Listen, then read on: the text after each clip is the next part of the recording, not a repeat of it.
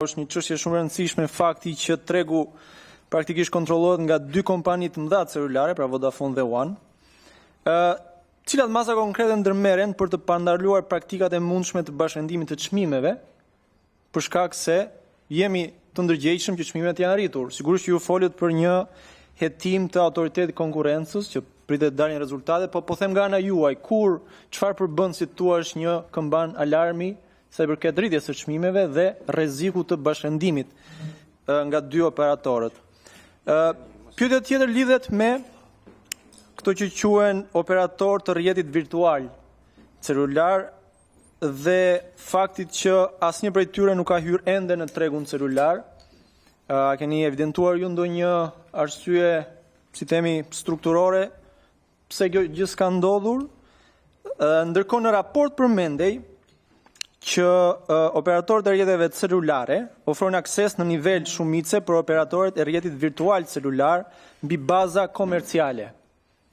Pra praktikisht ushitet infrastruktura, jepet me qira, duhet të them infrastruktura. A mos është kjo një ndër arsyet pse s'kemi pasur operatorë të rinj për shkak të si thua pamundësimit nga ana e dy operatorëve kryesor? Tjetër gjë, për herë të parë thoni në historinë e akordimit të frekuencave në vendin tonë AKEP ka vendosur detyrimin e fituesve të tenderit t'japin akses pikërisht operatorëve virtual, por vetëm për rrjetin 5G.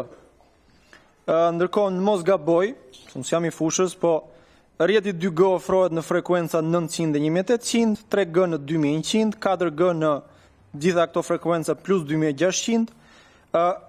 Pra, sipas ligjit, detyrimi për frekuencat është vetëm për rrjetin 5G, pra nuk zbatohet automatikisht edhe për rrjetin 4G dhe 3G. Deri tani, mos është kjo një ndër arsyet pse s'kemi pas operatorë të tjerë virtual në treg? Tjetër, sa i përket ankesave, dhe ju e përmendët ashtu si dhe raporti që kanë ardhur në rënje, numri ankesave nga konsumatorët.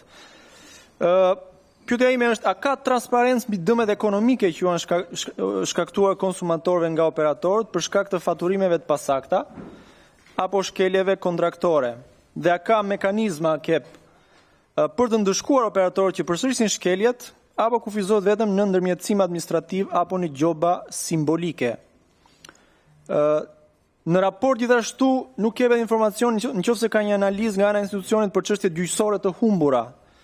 Dhe kjo thuhet në raport është një problematike përsëritur. Pyetja ime është se pse ndodh kështu. Pyetja e fundit sa i përket postës. Për mendimin tim fakti që vetëm 43% e pakove dorëzohen në adresën e Marsit është një shifër tejet e ulët, tejet problematike. Sigurisht ju përmendët mungesën e përcaktimit të adresave të sakta që qëndron. Nga ana tjetër aty bëhet fjalë për blerjen e rreth mos gaboj 100 motorave të rinj.